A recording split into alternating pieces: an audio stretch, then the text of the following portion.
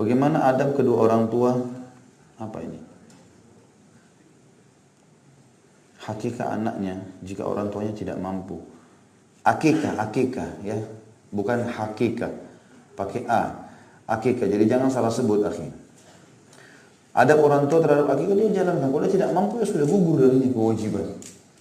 Kalau satu waktu dia mampu dia jalankan.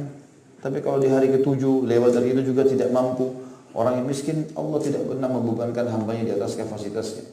La yukallifullahu nafsan illa wus'aha.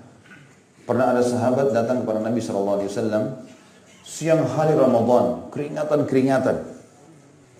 Lalu dia mengatakan, halaktu ya Rasulullah, saya sudah binasa. Siang hari Ramadan, habis sholat duhur, lagi panas-panas, dia mengatakan dia binasa. Ada sebagian sahabat pikir orang ini habis membunuh. Kemudian ditanya Rasulullah, kenapa? Dia bilang, ya Rasulullah, saya baru gauli istri saya. Ramadan, dilarang menggauli istri di siang hari. Maka saya binasa ya Rasulullah.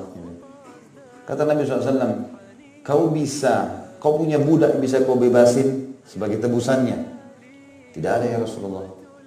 Baik, kau bisa puasa 2 bulan berturut-turut? Ya Rasulullah, ini baru berapa hari saja. Sudah nggak tahan.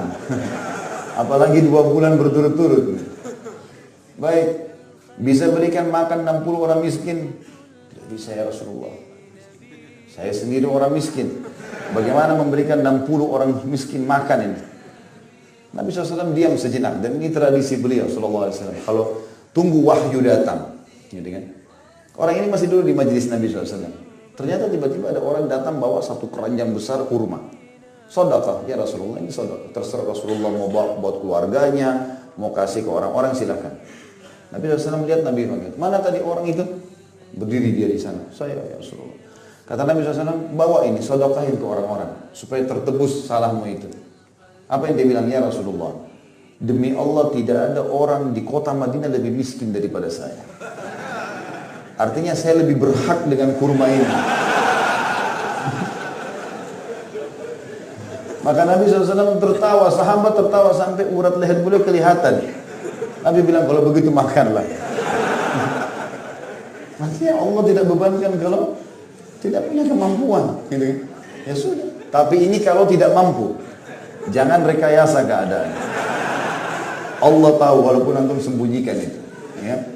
Allahu a'lam. Baik, sampai sini saja teman-teman sekalian. Dan saya berharap ke depannya kalau ada yang mau bertanya, jangan sebutkan nama lembaga, jangan sebutkan nama orang teman-teman sekalian. Umum saja bertanya. Ada saya tahu hukum begini, saya alami. Dan lebih baik bertanya yang antum alami. Tidak usah sengaja nyari pertanyaan yang tidak dialami. Gitu kan? Ada teman saya begini, itu teman antum. Ada teman saya titip pertanyaan bagaimana? Antum butuh enggak? Gitu. Itu penting teman-teman sekalian ya. Karena kadang-kadang subhanallah teman-teman kita muslim juga banyak yang syahadat. Tapi mungkin mereka menyimpang dari sisi akidah, menyimpang dari sisi kebidaan, kemusyrikan. Mereka butuh dakwah, bukan musuh kita loh. Bukan musuh kita teman-teman sekalian. Ada ikhwah kemarin bertanya kepada saya, Ustaz, saya mau sholat di masjid jauh sunnah. Ada masjid dekat tapi masih belum sunnah. Saya bilang sholat akhi di situ. Sholat di masjidnya muslimin. Kecuali kalau memang antum ada waktu lowong, antum mau ke sana ada pengajian silahkan. Masjidnya umat Islam, kecuali masjid itu jelas-jelas ada kuburannya, ada pelanggaran syariat, jangan antum sholat. Sholat bersama muslimin, kenapa harus eksklusif gitu? Kalau antum lihat imamnya, oh rukunnya, syaratnya, jalan, bacaannya nggak masalah, ada masalah. Gitu ya. Masalah khilafiyah yang ada kalau memang masih ada dalil sekali lagi, makanya pelajari masalah itu. Tidak usah dibesar-besarkan masalah ini ya. Karena kesannya nanti akan terlalu ada gap pembatas antara muslim sama muslim. Kayaknya tidak perlu teman-teman sekalian. Karena saudara kita pun kalau ada yang menyimpang, maka mereka adalah mad'u kita, orang yang harusnya jadi dakwah, target dakwah kita.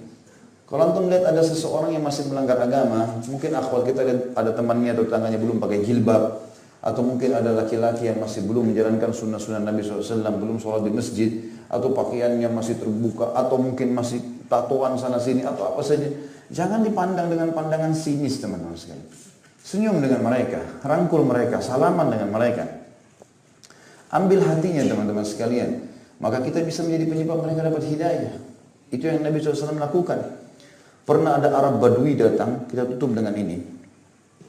Tiba-tiba di siang hari, masuk masjid dengan kasarnya. Mana Muhammad? Bukan mana Rasulullah. Pamit baik, enggak. Mana Muhammad? Teriak. Para sahabat balik semua. Ini orang kurang adab sekali.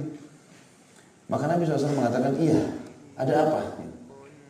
Hai Muhammad, berikan harta yang Allah titipkan padamu untuk kami. Padahal mau minta sedekah orang ini.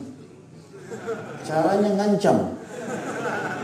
Berikan harta yang Allah amanahkan padamu untuk kami. Lihat kasar sekali. Para sahabat sudah geram semua nih. Ini luar biasa, sudah minta duit, gitu kan. Caranya begini lagi. Sama dengan kalau kita lagi punya makanan, itu kan makanan juga Allah titipin, kasih ke saya.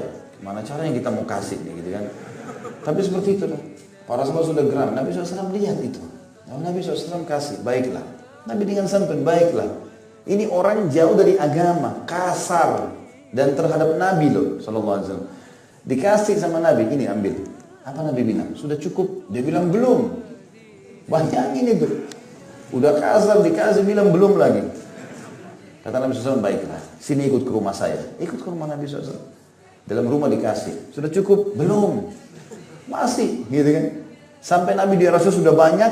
Mungkin orang ini sebagai ahli hadis mengatakan mungkin dia punya anak banyak. Dan cara dia bicara di padang pasir memang gitu, kasar. Dia lihat, oh ini belum, anak saya masih belum dapat si fulan, dia masih mau sampai Nabi sampai, oh kasih, oh cukup, udah cukup. Baik, Nabi mengatakan, sudah cukup kan? Iya. Sambil dia bilang, semoga Allah balas kau kebaikan. Jazakallahu khair. Bilang sama Nabi SAW. Kata Nabi, kata-katamu yang terakhir ini bagus sekali. Ketahuilah, tadi waktu kamu masuk ke masjid, teman-temanku semua sahabatku menganggap kau tidak baik, gitu. Karena kau berkata kasar, pernah kau minta sesuatu. Mau nggak sekarang saya ajak kamu keluar, ucapin kalimatmu yang terakhir aja ini. Nabi bayangkan ya, tidak nyala-nyalain dia. Tapi Nabi bilang, kalimat terakhirmu ini bagus. Coba ucapin lagi di depan sahabat saya, supaya hati mereka bersih.